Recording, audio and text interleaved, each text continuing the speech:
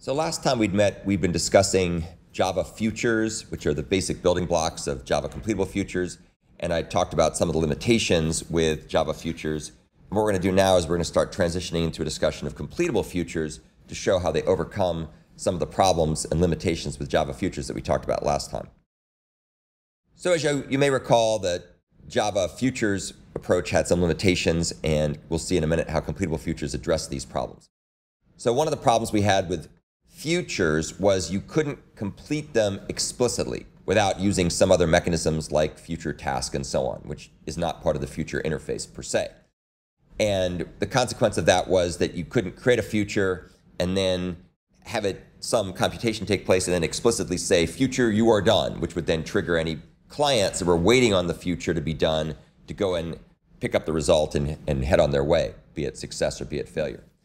So one of the things that is added with Java completable futures is the ability to complete a future.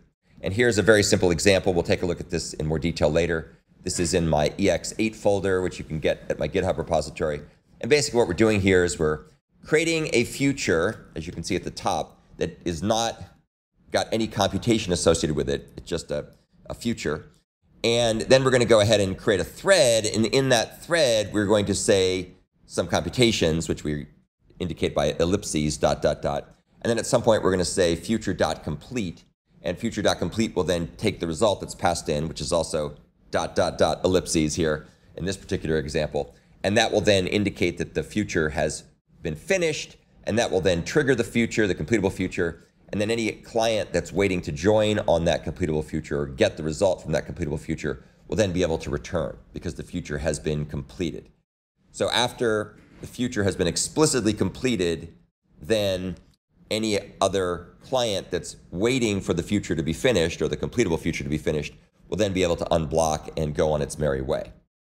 We'll see some other examples of this in a bit more detail later. Something else you can do with completable futures that you couldn't do with futures was you can chain them fluently to be able to handle async results efficiently and cleanly. So as you can see here, what we're going to do is we're going to asynchronously reduce a big fraction using supply async, which is a factor method we'll talk about in a second.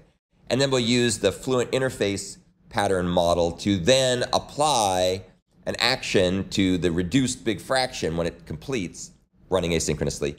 And we'll then create what's called a mixed string. And then we will chain that together with the then except call, which will print out the results of that mixed string after the future has finished running asynchronously.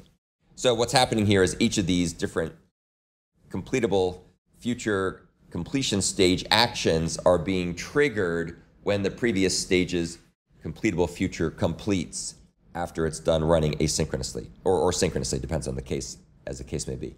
But the point here is that we can chain things together. That's a really powerful feature, and it basically allows you to write asynchronous code that looks pretty much like synchronous code for all intents and purposes. Another capability you can get with Java completable futures is the ability to trigger them reactively and efficiently as a collection of futures without undue overhead. So this simple example, which we'll take a look at in more detail later, which is also in the EX8 folder, we'll go ahead and generate a bunch of big fractions up to a certain amount, and then it'll go ahead and multiply and reduce them asynchronously in a thread pool. And then we're going to use the collect terminal operator on this Java stream to provide a single completable future that waits for all the other completable futures to finish processing asynchronously. And then after that single future triggers, that's an indication that all the other asynchronous operations have finished. And then we're going to go ahead and print the results. So this is a good example of having a single future that can be triggered when a group of other futures complete. So that's about triggering reactively and efficiently. We'll talk a lot more about that. That's a very powerful feature, and you'll get a chance to play around with that in an upcoming programming assignment. One of the other things that this example demonstrates is how easy it is to integrate Java completable futures, which are asynchronous, with Java streams. So what you get here is you get Java streams providing the structure of the flow through the application. And in this case, it's sequential streams. It's not parallel streams, it's just sequential streams. However, the computations that are taking place here are running asynchronously because they're using completable futures. So you can easily combine together these two frameworks to get an even more powerful reactive programming model.